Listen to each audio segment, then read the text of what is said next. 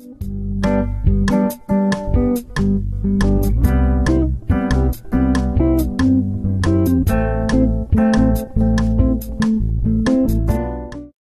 szeretettel üdvözlök újra mindenkit a Kisvakond csatornán. Hát kérem szépen, egy csepegtető rendszer összeillesztését szeretném ma megmutatni, aminek az első lépése az volt, hogy a 1000 literes tartályt azt egy ilyen régi ólnak a tetejére, a vasbeton tetejére felhelyeztem, megtöltöttem vízzel, és a kezdeti összekötést már el is végeztem. Ugye kell egy 2 colosról átalakító 1 colosra, aztán egy szűrő, aztán ide kerül majd beiktatásra erre a pontra az automatika, amit egy videóban mutattam, hogy hogyan raktam össze. Egyelőre azonban, mivel próbaüzem lesz, ezt még nem tekertem be ide, hogy a későbbiekben egy kis dobozt is szeretnék neki készíteni.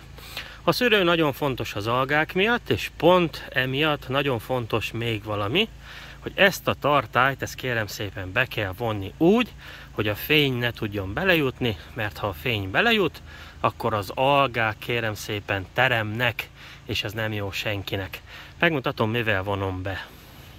No, az 1000 literes IBC tartályt egy ilyen leszuperált ócska, vékony egyébként, padlószőnyeggel fogom bevonni, úgyhogy lényegében teljes, mint egy zoknit rá fogom húzni, egy ilyen kis készséget készítek belőle, ezen nem süt át a nap, és a rögzítését ennek azt nem varrással fogom megoldani, hanem hétköznapi csomagoló fóliával fogom szorosan a tartályra illeszteni.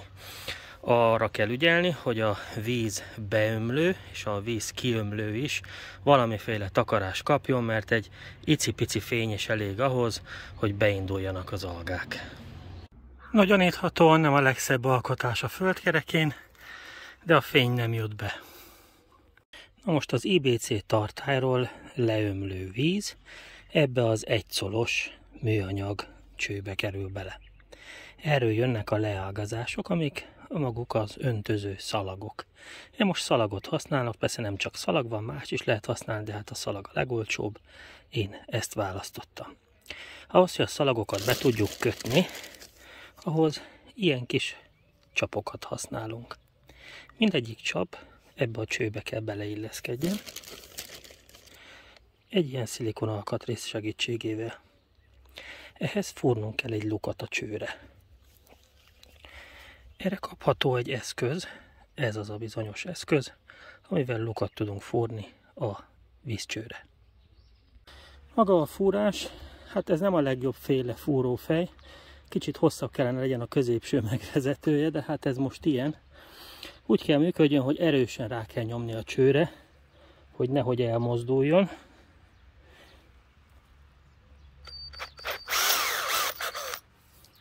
És a lukat megfúrni. Ebbe a lukba aztán bekerül a szilikon tömítés,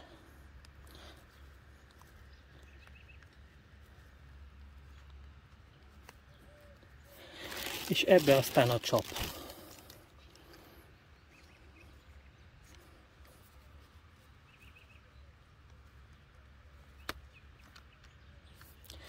És most már csak a csepegtető szalag kell. Csepegtető szalagok úgy vannak megalkotva, hogy az egyik oldalán általában kék jelzés van, másik oldalán nincs. Ezen az oldalt a 2 kék csík között vannak a lukak. Létezik többféle különböző luktávolsággal. Szeretném megmutatni, hogy belülről hogy néz ki egy ilyen cső.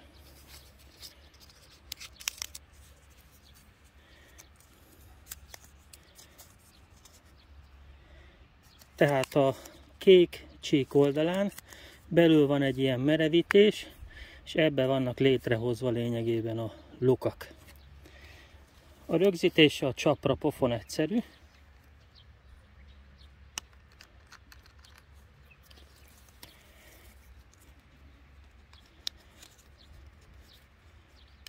Lényegében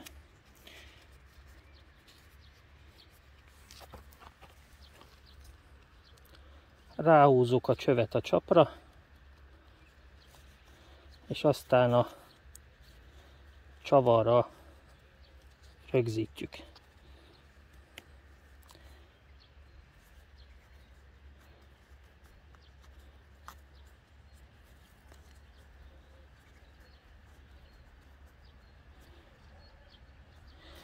Ennyi. Nézzük meg a cső másik végét. A cső másik végét ugye az ültetvény sorok végén méretre vágjuk, és léteznek kereskedelembe kapható dugók, amikkel a csővéget be lehet dugni.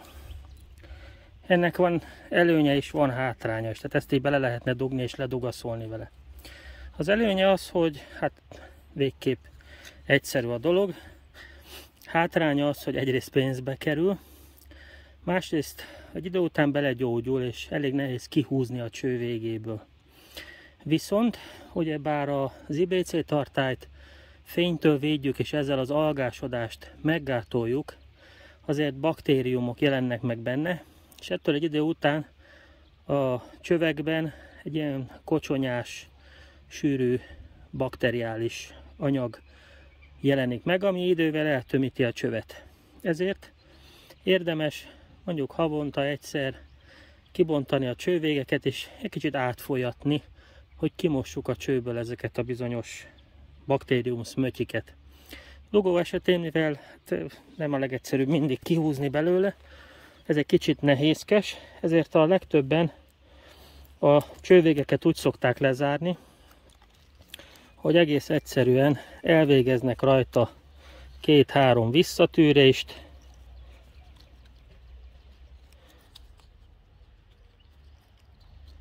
majd ráhúznak egy kis levágott cső szeletet. Így. És ezzel lényegében meg is van oldva a kérdés. Ezt kényelmesen le lehet róla húzni, csővéget kibontani, átfolyatni, havi egyszer mondjuk, aztán visszacsomagolni.